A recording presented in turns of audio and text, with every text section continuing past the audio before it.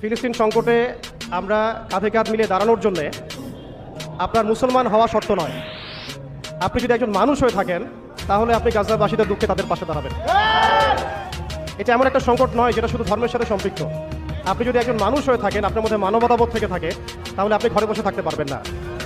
আমরা আমাদের ধর্মীয় দায়িত্ব থেকে, ধর্মীয় জিম্মেদারি থেকে এবং একই সাথে মানবিক দৃষ্টিভঙ্গি থেকে আজকে আমরা এখানে এসেছি। আল্লাহ পাক আমাদের সবার আশাটা যেন কবুল করে না।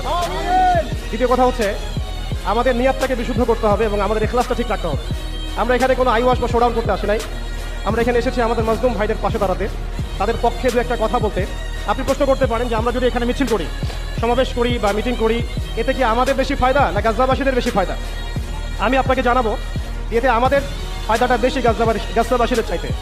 গাজাবাসীদের চাইতে আমাদের ফায়দাটাই বেশি।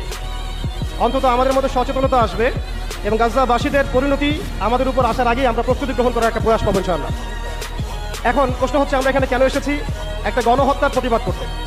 কি হচ্ছে আমাদের চোখের সামনে আমরা সবাই জানি। এক কথায় জেনোসাইড। এক কথা এটা একটা জেনোসাইড। এই জেনোসাইড প্যালেস্টাইনে, শামে এবং আল কুদসকে কেন্দ্র করে, বাইতুল মুকাদ্দাসকে কেন্দ্র করে এটাই যে প্রথমবার হচ্ছে এমন নয়। এর আগেও বাদশাহ নেবুকাদনেজার এভাবে জেনোসাইড চালিয়েছিলেন। এরপরে বাদশাহ রোমান সম্রাট টাইটাস তিনিও জেনোসাইড চালিয়েছিলেন। কিন্তু এই জেনোসাইড এবং তৎকালীন জেনোসাইডের মধ্যে অনেক পার্থক্য আছে। এখনকার জেনোসাইডটা হচ্ছে মাজলুমদের উপরে, তৎকালীন জেনোসাইডটা হয়েছিল বেসিক্যালি জালেমদের উপরে। আল্লাহ রাব্বুল আলামিন সূরা বনী ইসরাঈলের মধ্যে বলেছেন ওয়াইন উদতুম উদনা। বনী ইসরাঈলকে আল্লাহ পাক এই জায়গাটা দিয়েছিলেন, শর্ত দিয়েছিলেন তোমরা যদি সৎ পথে থাকো আমি আল্লাহ তোমাদের সাথে থাকবো। তোমরা যদি ফাসাদ সৃষ্টি করো আমি তোমাদেরকে পবিত্র ভূমি থেকে বের করে দিব। এর আগে যখন বনী ইসরাঈল ফাসাদ সৃষ্টি করেছিল তখন আল্লাহ রাব্বুল আলামিন তাদেরকে এইভাবে সেখান থেকে হোলি ল্যান্ড থেকে বের করে দিয়েছিলেন। এরপরে আল্লাহ রাব্বুল আলামিন জায়গাটা মুসলিমদেরকে দিয়েছেন। এখন আমরা দেখতে পাচ্ছি যে মাজলুম, নিপীড়িত, নির্যাতিত মানুষের উপর জেনোসাইড চালানো হচ্ছে।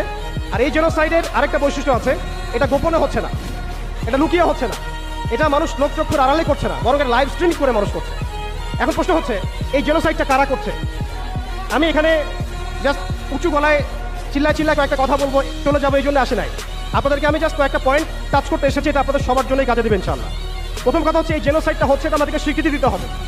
এটা কোনো সন্ত্রাস বিরোধী অভিযান চলছে না, এটা হচ্ছে মাজলুমদের উপর জেনোসাইড হচ্ছে।